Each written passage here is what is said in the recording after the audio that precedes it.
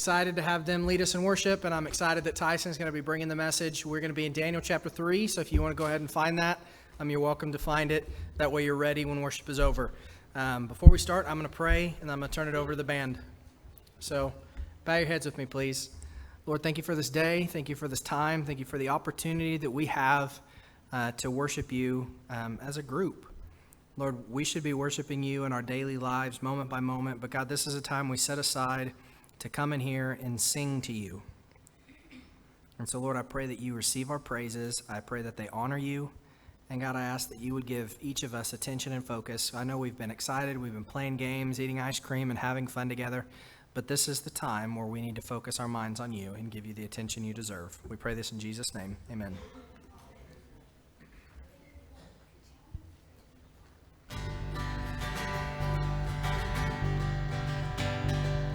In my wrestling and in my doubts, in my failures, you won't walk out.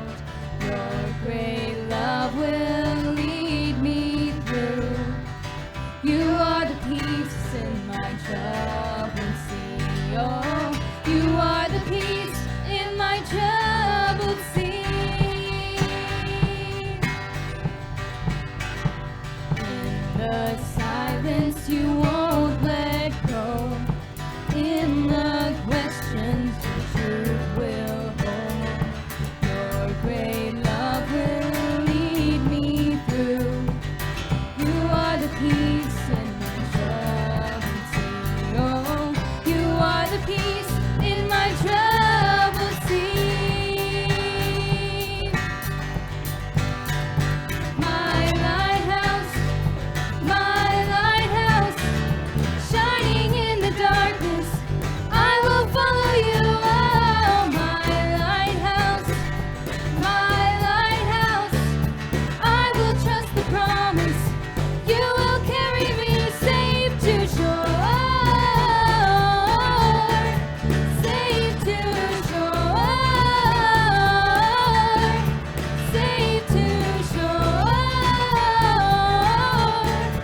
safe to shore.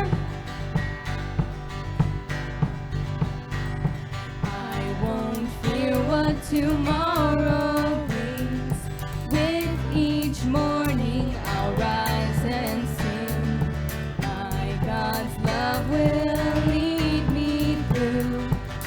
You are the peace in my troubled sea.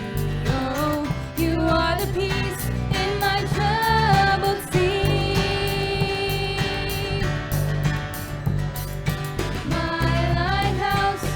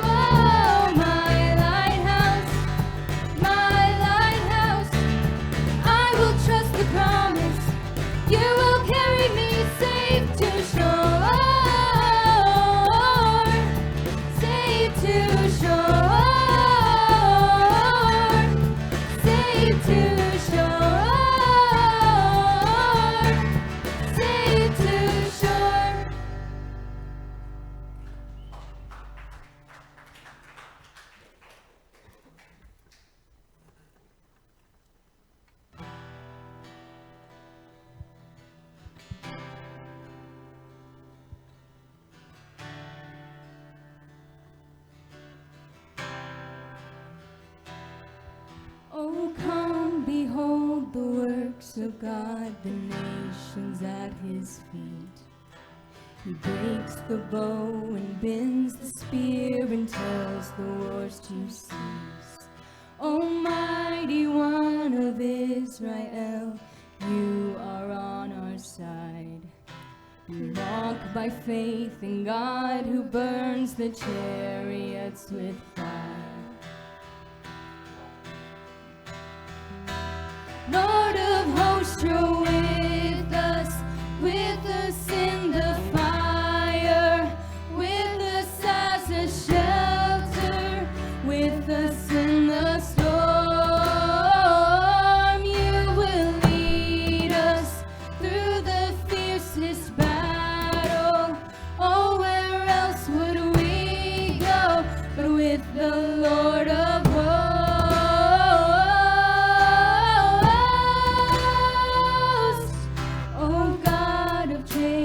Fierce, you lift your voice to speak. The earth it bows and all the mountains move into the sea. Oh Lord, you know the hearts of men and still you let them live. Oh God, who makes the mountains melt, come wrestle us in you. Oh God, who makes the mountains melt, come wrestle us in win. Lord of hosts, you're with us in the fire, with us as a shelter, with us in the storm. You will lead us through the fiercest battle. Oh, where else would we go but with the Lord of hosts?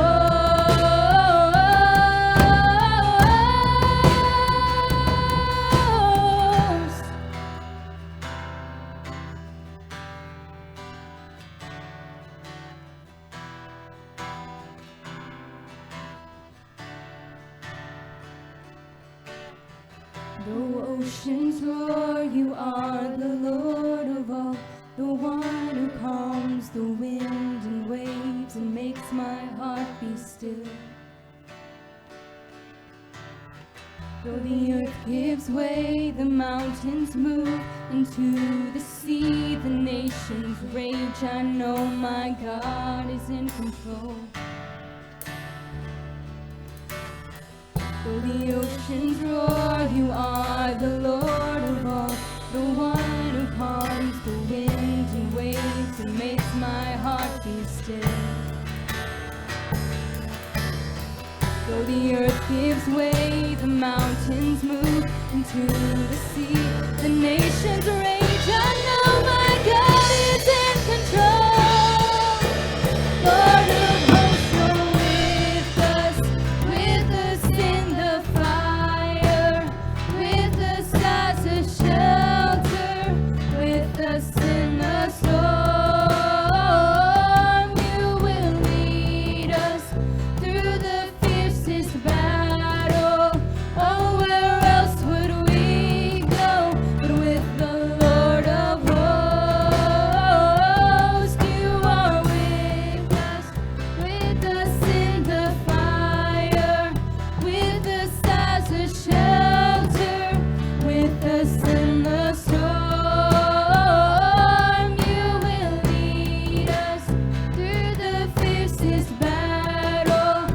Oh, where else would we go but with the Lord of hosts?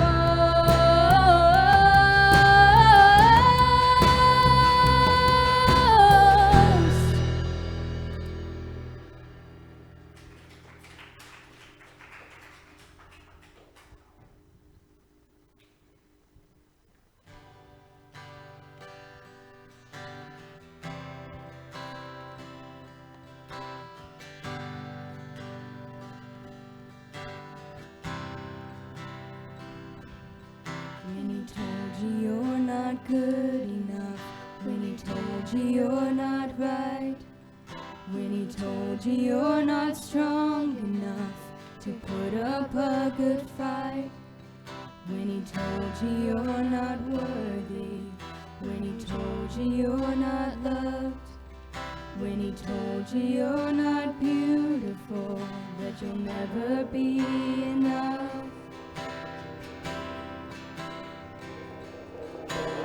Fear, he is a liar. He will take your breath, stop you in your steps. Fear, he is a liar. He will rob your rest, steal your happiness, cast your fear in the fire. 'Cause fear, he is a liar.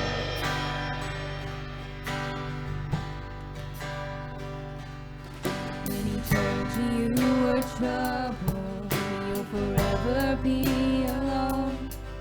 When he told you you should run away, you'll never find a home.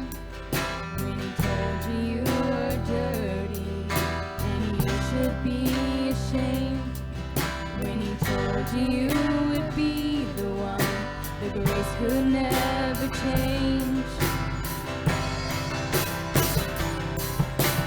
Fear, he is a liar.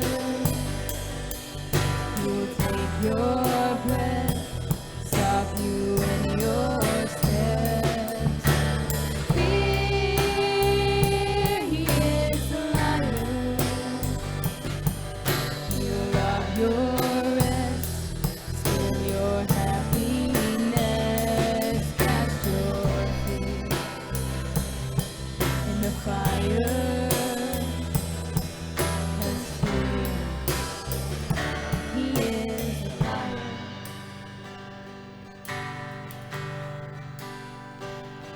Let your fire fall and cast out all my fears.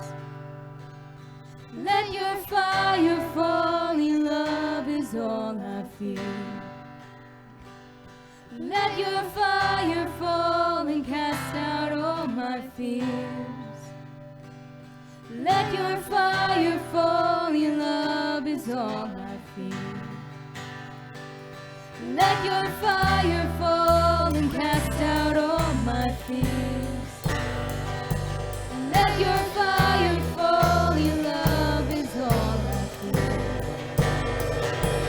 Let your fire fall and cast out all my fears. Let your fire fall, your love is all I fear. Oh, fear, he is a liar. He will take your breath, stop you in your steps. Fear, he is a liar. He will rob your rest, steal your happiness, cast your fear in the fire. 'Cause fear, he is a liar. You can be seated.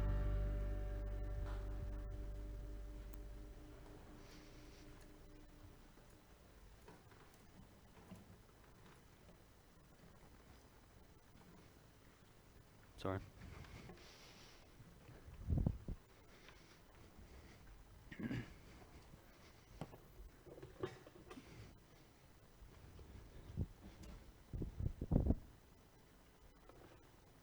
Okay, go to Daniel chapter 3, please.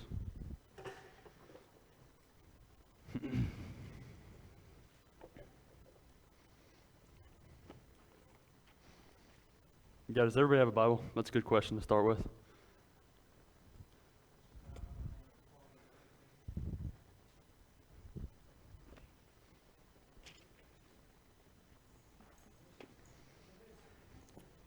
Daniel chapter 3.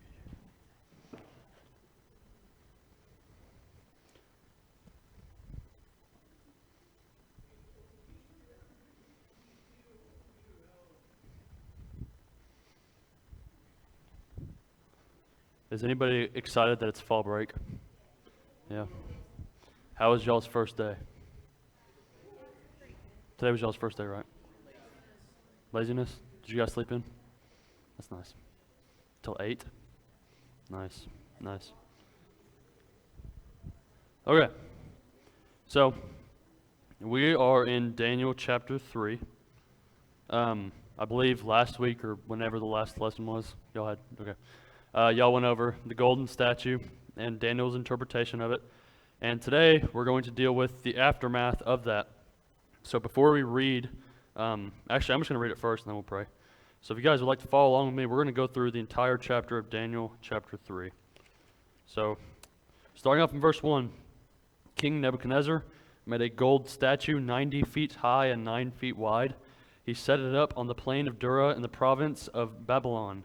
But King Nebuchadnezzar sent word to assemble the satraps, the prefects, the governors, the advisors, the treasurers, judges, magistrates, and all the rulers of the provinces to attend the dedication of the statue that King Nebuchadnezzar had set up.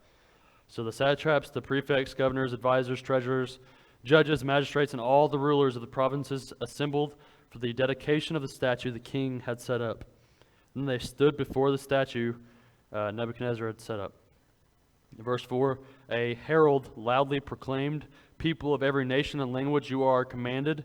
When you hear the sound of the horn, flute, zither, whatever that is, lyre, harp, drum, and every kind of music, you are to fall face down and worship the gold statue that King Nebuchadnezzar has set up. But whoever does not fall down and worship will immediately be thrown into a furnace of blazing fire." Therefore, when all the people heard the sound of the horn, flute, zither, lyre, harp, and every kind of music, people of every nation and language fell down and worshipped the gold statue that King Nebuchadnezzar had set up. Verse 8, some Chaldeans took the occasion to come forward and maliciously accuse the Jews.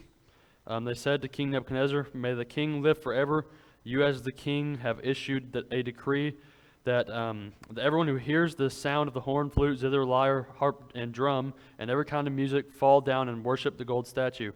Whoever does not fall down and worship the statue will be thrown into a furnace of blazing fire."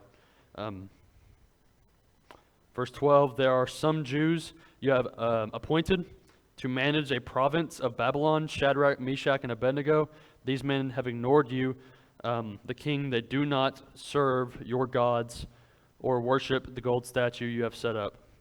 Verse 13, then a furious rage of Nebuchadnezzar gave orders to bring Shadrach, Meshach, and Abednego. So these men were brought before the king. Nebuchadnezzar asked them, "Shadrach, Meshach, and Abednego, is it true that you do not serve my gods or worship the gold statue that I have set up?" Now if you're ready, when you hear the sound of the horn, flute, zither, lyre, harp, drum, and every kind of music, fall down and worship the statue I made. But if you don't worship it, you will immediately be thrown into the furnace of blazing fire. And who is the God that can rescue you from my power? Verse 16, Shadrach, Meshach, and Abednego replied to the king Nebuchadnezzar, "We don't need to give you an answer to this question. If the God we serve exists, then he can rescue us from the furnace of the blazing fire, and he can rescue us from the power of you, the king." And this is verse 18, kind of what I'm really wanting to point out here tonight. Verse 18, but even if he does not rescue us, we want you as king to know that we will not serve your gods or worship the gold statue you have set up. Then King Nebuchadnezzar was filled with rage, and the expression on his face changed towards Shadrach, Meshach, and Abednego. He gave orders to heat the furnace 7 times more than was customary. And he commanded some of the best soldiers in his army to tie up Shadrach, Meshach, and Abednego and throw them into the furnace of blazing fire. Verse 21. So these men in their trousers, robes, and coverings, and other clothes were tied up and thrown into the furnace of blazing fire. Since the king's command was so urgent and the furnace was extremely hot, and the raging flames killed those men who carried Shadrach, Meshach, and Abednego up. And these 3 men, Shadrach, Meshach, and Abednego, fell bound into the furnace of blazing fire. Verse 24, almost done. King Nebuchadnezzar jumped up in alarm. He said to his advisors, "Didn't we throw 3 men bound into the fire?" "Yes, of course, your majesty," they replied to the king. He exclaimed, Look, I see 4 men tied up, walking around the fire unharmed, and the fourth looks like a son of the gods. Verse 26, Nebuchadnezzar then approached the door of the furnace of blazing fire and called Shadrach, Meshach, and Abednego, your servants of the Most High God, come out. So Shadrach, Meshach, and Abednego came out of the fire. Verse 27, when the satraps, prefects, governors, and king's advisors gathered around, they saw that the fire had no effect on the bodies of these men. Not a hair of their heads was singed, their robes were unaffected, and there was no smell of fire on them. In other words, they were not even medium rare. Nebuchadnezzar claimed, praise God to Shadrach, Meshach, and Abednego. He sent his angel and rescued his servants who trusted him. They violated the king's command and risked their lives rather than serve or worship any god except their own God. Therefore, I issue a decree that any one of people, nation, or language who says anything offensive against the God of Shadrach, Meshach, and Abednego will be torn from limb to limb, and this house will be made a garbage dump. For there is no other God who is able to deliver like this. In verse 30, then the king rewarded Shadrach, Meshach, and Abednego for in the province of Babylon. Okay, that's a lot, but it's okay. Luckily, this is a story that we've all kind of grown up with in like Sunday school when we were crawling around on the floor. This is a really cool story. I like it a lot. Reading through it last week, I saw 2 main parts, and I'm going to break that down as we go through. So basically, starting off from last week, you guys went over Daniel's interpretation of the statue, right? That the statue's golden head was King Nebuchadnezzar, and he warned King Nebuchadnezzar to not build the statue, but he ends up building it anyways, right? And at the end of towards the end of chapter 2, it almost seems like that King Nebuchadnezzar isn't going to build the statue, but then we see at the very beginning, the first verse, it said, of chapter 3, it says that King Nebuchadnezzar made a gold statue, right? And so what that indicates to me is that we kind of see a little bit of character of Nebuchadnezzar. He has the warning from Daniel, he has the interpretation from God, and yet he still does what he wants to do, which is make a gold statue for the people of Babylon. Now, whether or not this is a statue of a god or a statue of King Nebuchadnezzar, I don't think we have very much information on that. But one thing is clear, that it is a golden statue that the people were commanded to worship, and that's a problem in this day and age. And so,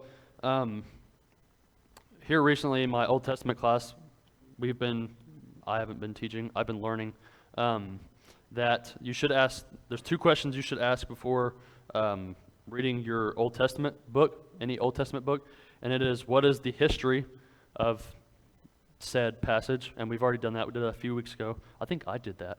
Was I Daniel chapter 1? I don't remember either. Somebody did it. We've already gone through the history, and the second question is, what is the theological message? So reading through this narratively, in context, it kind of seems, okay, what does this have to do with me? But if you break it down theologically, it's pretty convicting. I mean, seriously, it's pretty convicting. So we see that starting off, King Nebuchadnezzar builds this statue, and he brings all these high officials up, right? It says that he assembles the satraps, the prefects, the governors, the advisors, the treasurers, the judges, and the magistrates. So he brings in all of these higher officials in to dedicate this statue. So he brings in all these people, which is basically saying, okay, I'm bringing in all these officials, and so this is official. Like, you hear the sound of the music, you hear the sound of the gong or of the bagpipe or whatever it is. You hear the sound of music, you're going to fall on your face and you're going to worship this God. You're going to praise this statue that I have set up. And earlier I said we don't have a very clear depiction on whether the statue is a god of Babylon. I can't remember what the god's name is. It's some weird name. Or if it's a statue of King Nebuchadnezzar, but in my opinion, it doesn't really matter what the statue was. What matters is that the people worshipped the statue. And it was an official thing because he brings in all these people, and it says, if you don't worship this statue, if you don't praise this statue when the music starts, We're going to throw you into a furnace. We're going to cook you, right?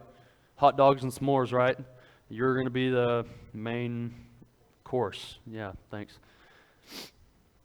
So he tells these people, so he brings in all these officials. The officials agree, and it says a herald loudly proclaimed to the people in verse 4. It says, people of every nation and language, you are commanded when you hear the sound, I'm paraphrasing this, of the music, you are to fall face down and worship the gold statue that King Nebuchadnezzar has set up. And I read this and I think, okay, how significant is this in our lives? Does anybody know what the first 2 commandments are of the 10 commandments? Like raise of hand. Does anybody know what the first 2 are? Come on. Caleb, do you know the first commandment? Have no other God before me. Boom. Okay. Do you know the second one? I'm putting you on the spot here.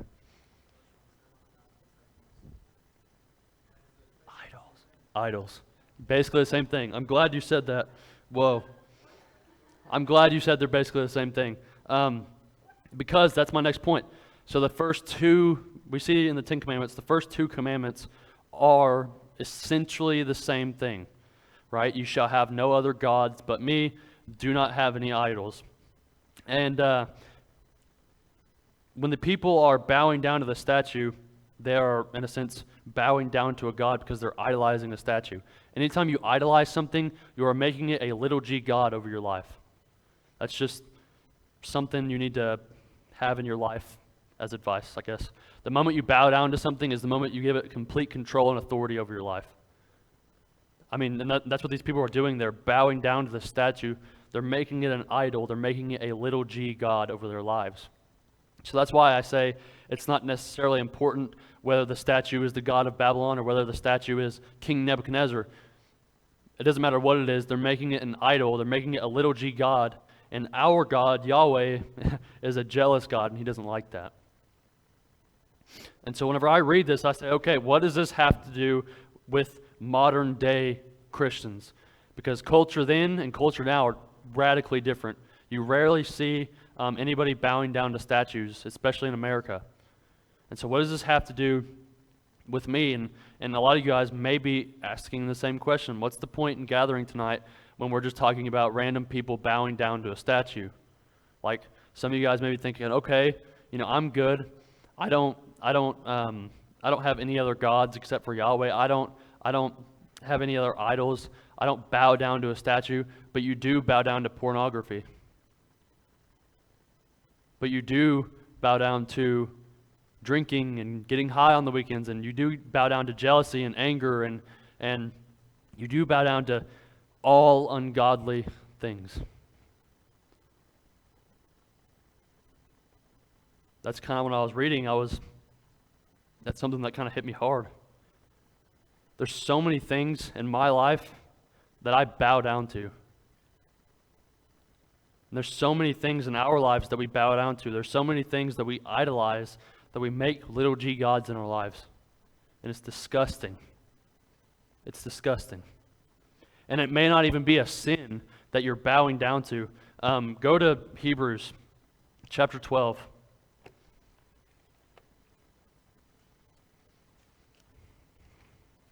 Hebrews chapter 12.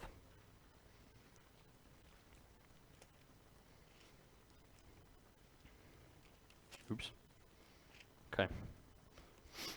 So it may not be a sin that you're bowing down to. Hebrews 12, verse 1 says, therefore, since we have also a large crowd of witnesses surrounding us, let us also lay aside every hindrance. Some translations may encumbrance. Some translations may say weight. I preferably like the word weight. Therefore, since we are surrounded by such a great cloud of witnesses, let us also lay aside every weight and sin that so easily ensnares or entangles us, and let us run the race with endurance that lies before us. Verse 2, keeping our eyes on Jesus, the source, the founder, and the perfecter of our faith. For the joy that lay before him, he endured the cross, despising the shame, and sat down at the right hand of the throne of God. So according to Hebrews 12 here, there are things in our lives that blockade us from God that aren't necessarily sins. Right? So you can, and those things can eventually become a sin, especially if you're idolizing it. But there is certain things in our lives that blockade us from Jesus that aren't necessarily a sin. For instance, I had a horrible start to college. It was awful. I didn't know how to time manage anything. And so I sat in my room for like the first 3 weeks, every day, all day, doing homework. And I had zero social life. I didn't make any friends. And it was horrible, and I didn't like it. And I was all down in the dumps because I had no association outside of Reagan. But I literally sat there because I didn't know how to manage my time. And I let schoolwork and laziness be my blockade from Jesus. You know, alongside with not having a good social life, I also wasn't digging into my Bible as much as I needed to. And so I'm not saying school is a sin. Don't go tell your parents that I told you school is a sin or that school is a blockade from Jesus. But I'm saying there are things in our lives that aren't necessarily a sin that can become sin, but they aren't necessarily a sin that blocks us from Jesus. There are things in our lives that we bow down to that aren't necessarily or don't really necessarily consider to be a sin, but they blockade for us from Jesus. So going back to Daniel chapter 3, if you guys would flip over there.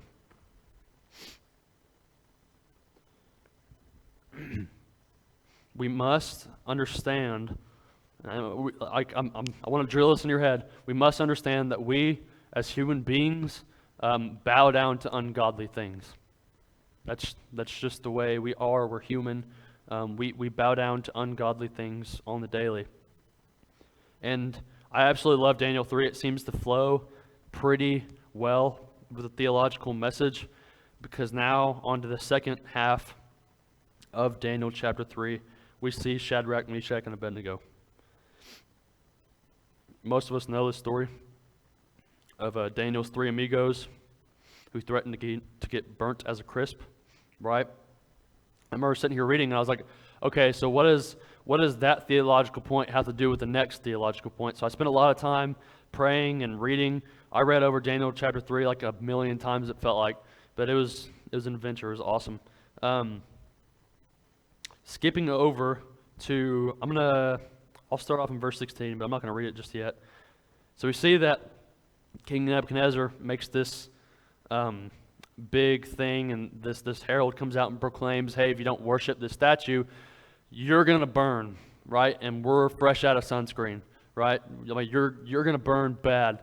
And so they play the music, everybody falls on their faces, and they worship the statue. I almost knocked it down again. Everybody starts worshiping the statue, and then some of Nebuchadnezzar's guys say, hey, those 3 Jews that you appointed to a certain position, when the song comes on, when the music plays, they're not breaking it down and worshiping the statue. Like they are not obeying your law that you set up. And so, King Nebuchadnezzar is like, oh, bring him here, whatever.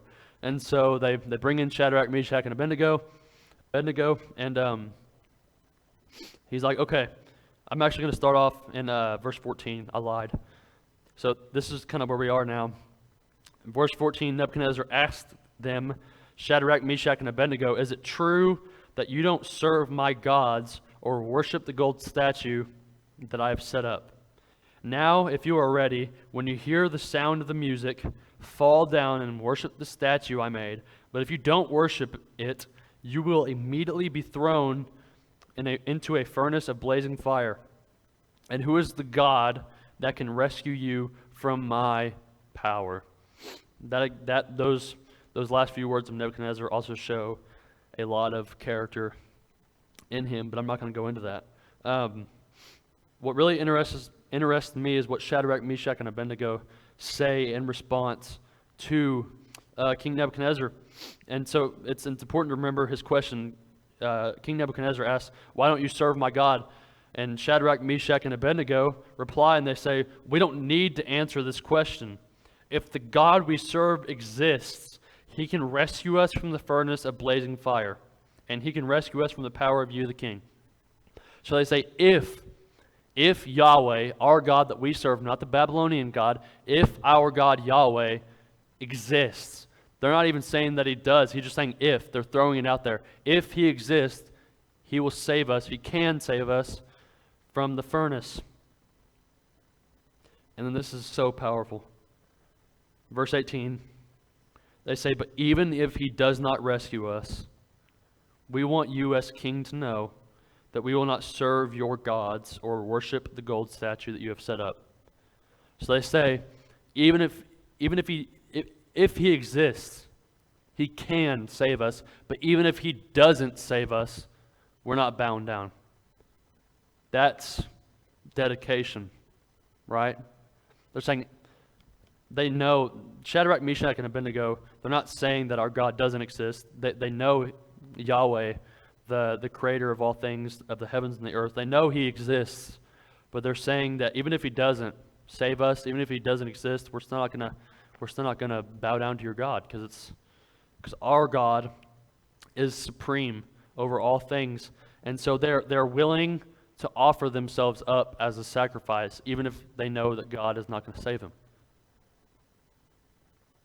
And I don't know about you, but that is a perfect picture of how we should live. I mean, that's Shadrach, Meshach, and Abednego paint a clear picture of what Christianity should look like, and it paints a clear picture of what Christianity looks like today and how filthy it is today.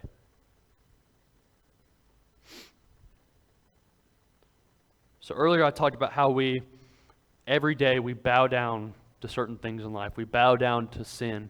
We bow down to unrighteous things and ungodly things. Now that has been told, now that has been seen, you must drop it all and jump into the fire with Shadrach, Meshach, and Abednego. All that ungodliness, God doesn't like. He doesn't. God is supreme over the entire earth, and he does not want sin on it. So flee from it. Go with me to Matthew chapter 13. I'm going the wrong direction.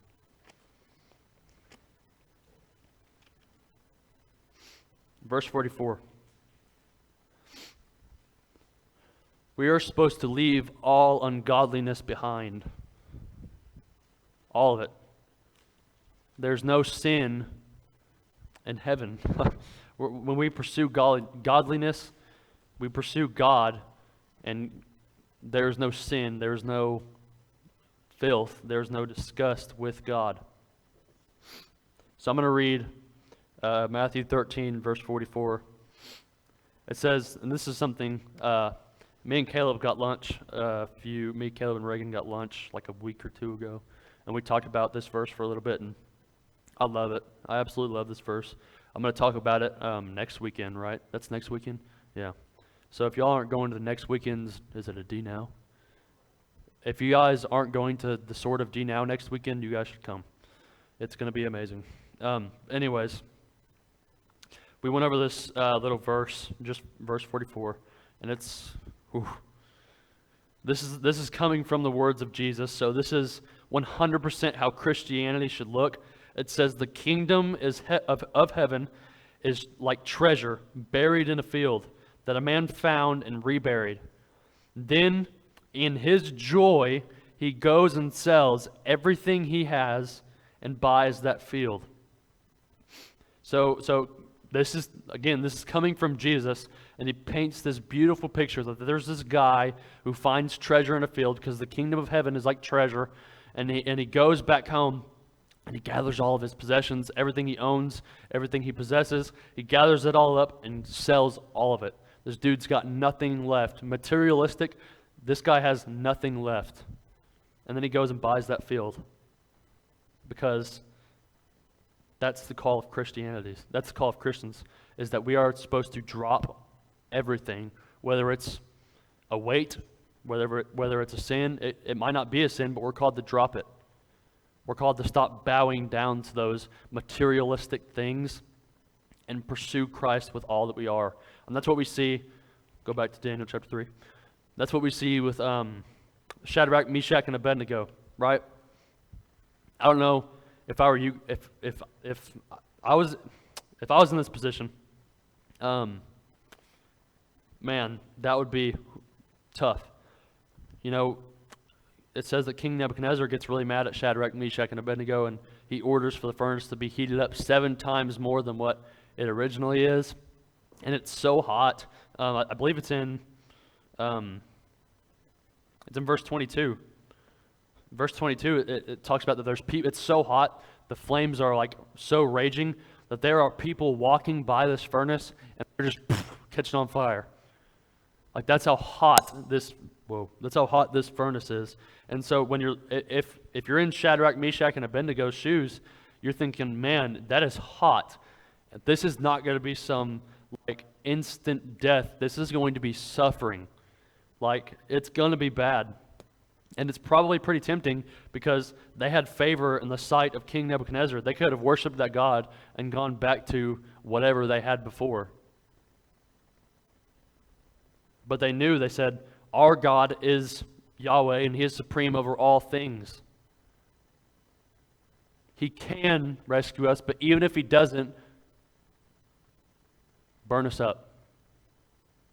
Come what may. How many Christians do you hear saying that today? I'll tell you, it's not a lot. It's not a lot at all. This is the call of Christians, right? It's not necessarily that we're called to suffer, but it's a call that, yeah, you're going to suffer, but Christ is going to be with you. While you're burning, He's going to be there with you. It was a few weeks ago. There's this guy. He came and spoke at our chapel service, and I couldn't tell you who he was, where he's from. I couldn't tell you anything about him. But he talked about the people of God going over the Jordan River with the Ark of the Covenant. And he talked about how the water, they were able to walk through on dry ground on the Jordan, and they carried the Ark across. And his significance of that sermon was that God was not standing over them, like watching them struggle, walking through the Jordan. God was with them in the middle of the Jordan. It says that they clung on to the Ark of the Covenant. God was with them. God was with them, like that song, God was with them in the fire, with them as a shelter. God is going to be with you in those times of suffering. Right? And it's difficult. You know, it's last Wednesday I preached at a little church in Prague. And I told them if anybody were to ask me how easy Christianity is, I would laugh at them and say, this is not easy. Christianity is not easy. It's not. You know, we're called to sacrifice. We're called to suffer, not to suffer. We're called to sacrifice.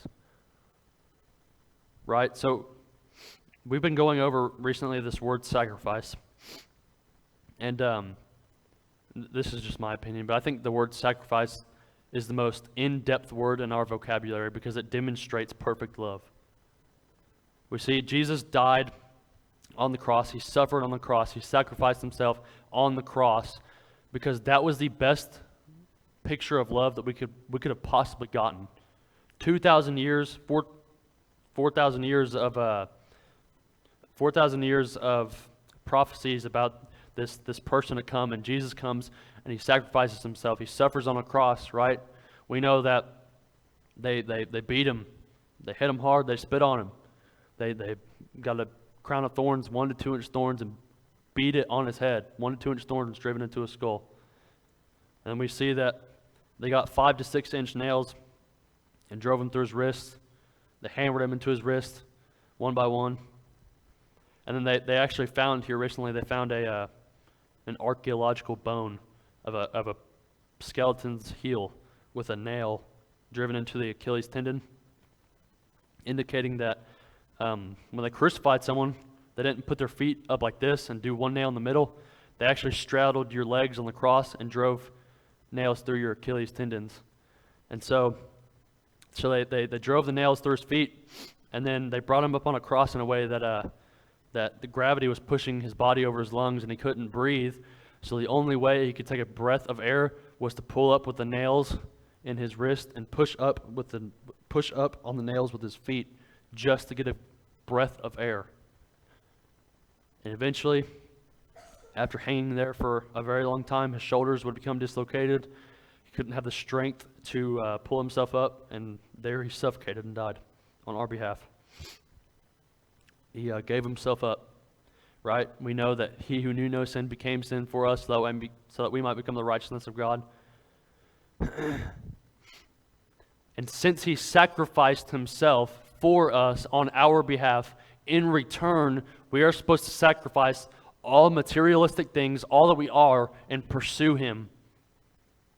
That's our calling, right? This isn't a works-based faith, but it is I've been saved, so I'm going to show my faith with works, with sacrifice. I'm going to give away all that I have. I'm going to pursue. I'm going to sell all my possessions, all my earnings, everything I own. I'm going to go buy that treasure in that field, as he said in Matthew chapter 13. And we see later on, Shadrach, Meshach, and Abednego are thrown into the fire, right? Thrown into the flames. We know the story. We know that we should know the story pretty well. They're thrown into the fire, and King Nebuchadnezzar jumps up. Verse 24. Then King Nebuchadnezzar jumps up in alarm, and he said to his advisors, "Didn't we throw 3 men bound into fire?" "Yes, of course, your majesty," they replied to the king. He exclaimed, "Look, I see 4 men. Not 3, I see 4. We threw in Shadrach, Meshach, and Abednego, and I don't know who that 4th guy is, but he's in there." Verse 25 it said, or verse 26.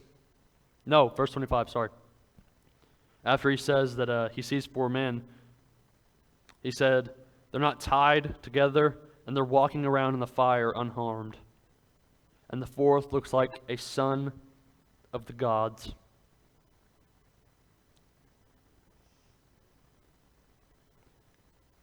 Lord of hosts is with us in the fire, with us as a shelter, with us in the storm. Man. So even though we sell all that we are, we drop everything we own, and we pursue him, and we may hit a bumpy road, he's still with us. I can't remember the exact passage, but it's like when that guy was wanting to follow Jesus, and he said, "Let me bury my father first," and Jesus is like, "No, forget that, follow me." We're supposed to drop everything that we are, everything that we have, everything that we own, and pursue godliness. Go to Romans chapter 12.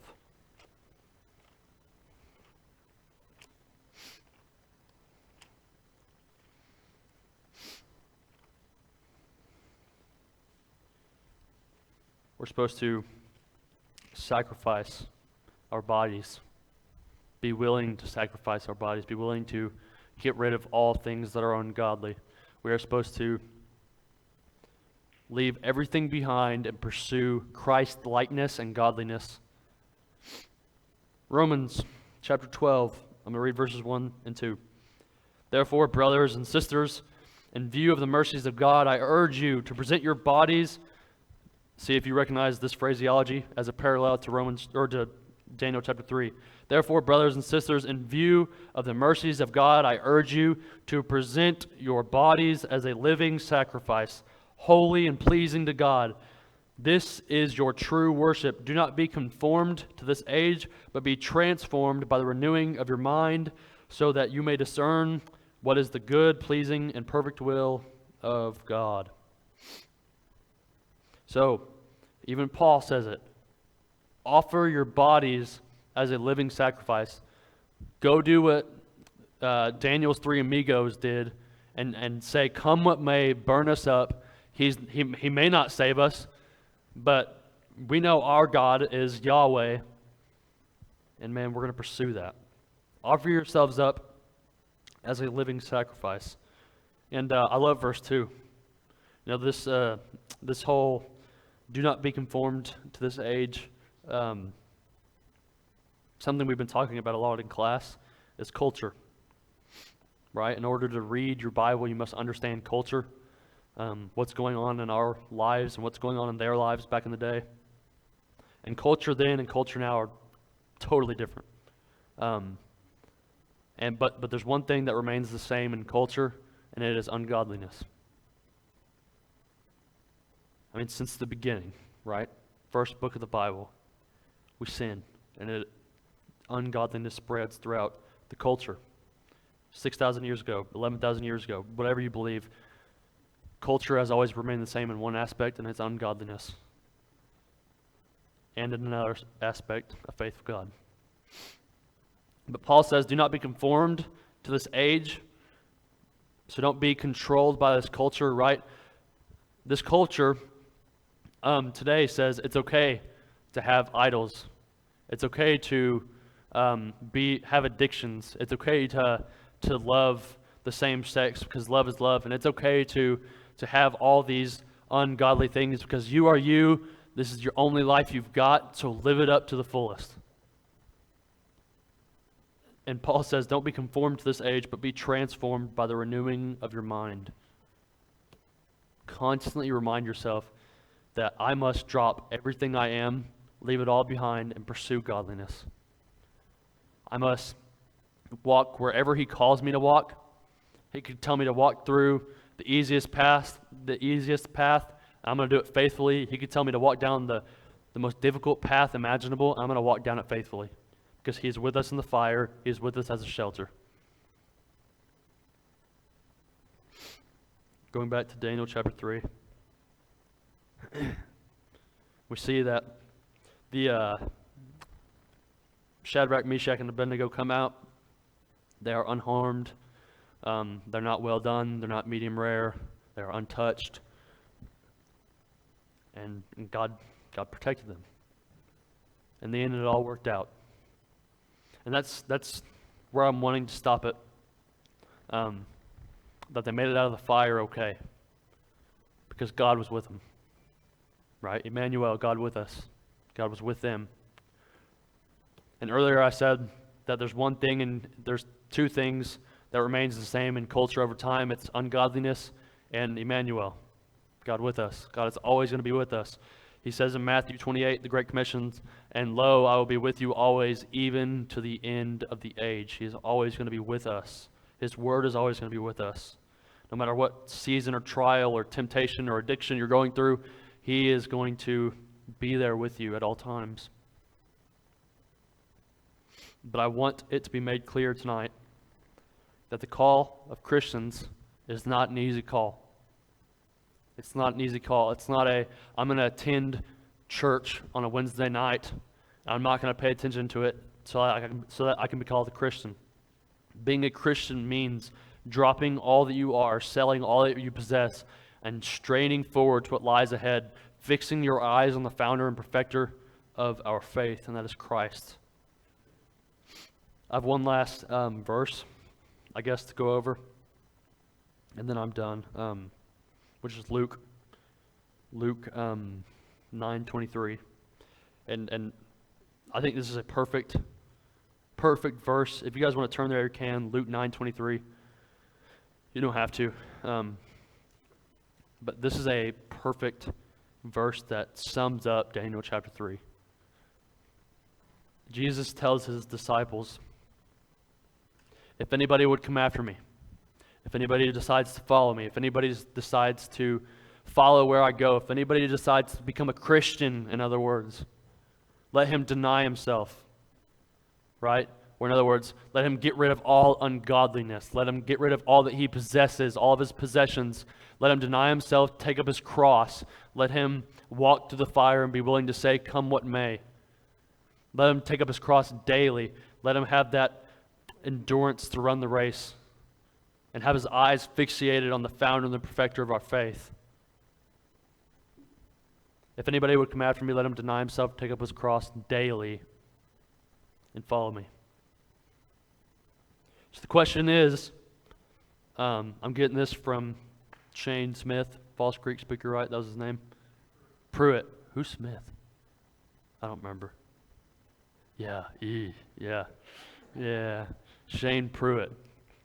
Shane Pruitt, I'll never forget this. He said there's a statistic that he did research on, and it said 1 out of every 1 person dies. Crazy statistic.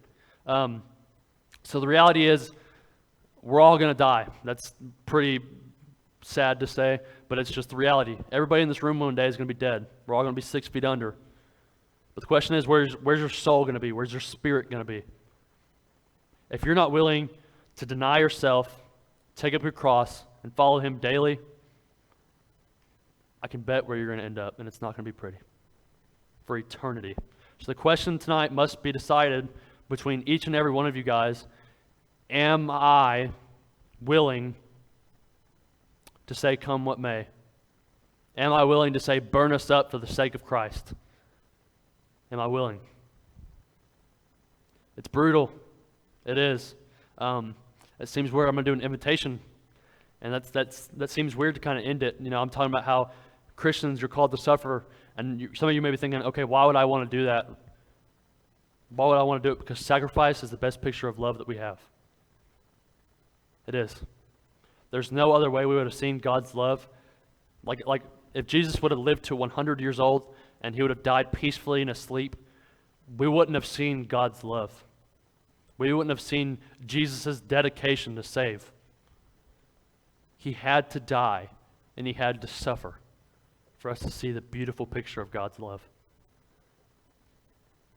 So, in all honesty, I still want you guys to ask yourself that question. If you guys, the band's ready to come up and play. I'm going to do an invitation. I'm going to pray here in a minute. And if you guys feel led to come down, if you guys want to give your life to Christ, if you guys feel like you're not following Christ the way you ought to be following him, come on down. If you're willing to say, come what may, come on down. Come on down. But, man, it seems like a weird way to kind of end. It seems like a kind of weird way to transition into an invitation talking about suffering, but man, it's worth it. It's so worth it. Because you're not, I don't even like calling it suffering, because it is such a blessing that, yeah, you might be suffering, but God's with you. So call it a blessing, count it a blessing. So, man, I'm gonna pray. I'll be done. If you guys are feeling like the Holy Spirit's tugging at you, come on down. Dear Heavenly Father, I thank you for your word. I thank you for Daniel chapter 3. I thank you for Matthew chapter 13. I thank you for Hebrews chapter 12 and Romans chapter 12. I thank you for Luke chapter 9. I thank you for your word as a whole. God, we have so much insight on your word, on your character, on your love. Yet, our culture today is one of the most ungodly cultures in all of history. Right now, God, I pray that our eyes are focused on you and your calling. You have a calling for everyone.